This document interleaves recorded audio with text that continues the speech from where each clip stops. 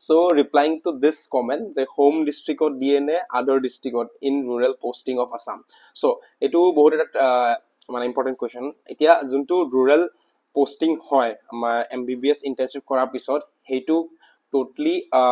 মানে গম নাপায় কিয় কেনেকৈ গম নাপায় মই কৈ আছো suppose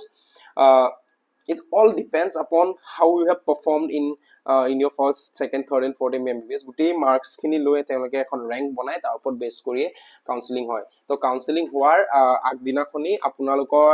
যোনখিনি ভ্যাকেন্সি লিষ্টখন পাই যাব যে MBBS অৰ এমঅ কাৰণে কোড ভ্যাকেন্সি আছে তো সেইখন চাই আপোনালোকে ডিসাইড কৰিব লাগিব যে মই কোড লম এটা সাপোজ যোন টপ ৰ্যাঙ্কাৰ হয়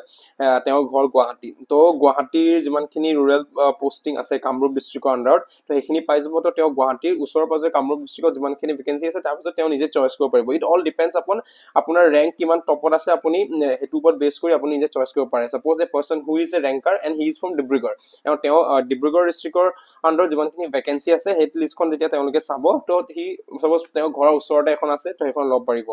তো এটো লাস্ট তলে যোন থাকে ৰ্যাঙ্কাৰ সেটৰ কাৰণে অলপ ডিফিকাল্টি হয় বিকজ এজ পাৰ চয়েসেস নাপায় তো তেতিয়া তেওঁলোকে বেলেগ ডিস্ট্ৰিক্টত ইনএভিটেবলি লব লগা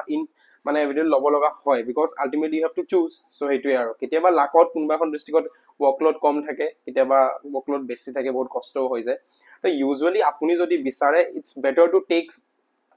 সামথিং যত মানে এমাৰ্জেন্সি ডিউটি নাই যদি এমাৰ্জেন্সি থাকে কষ্ট হয় সো আৰু কিবা ডাউট থাকিলে কোৱেশ্চন কৰিবা আই উইল ৰিপ্লাই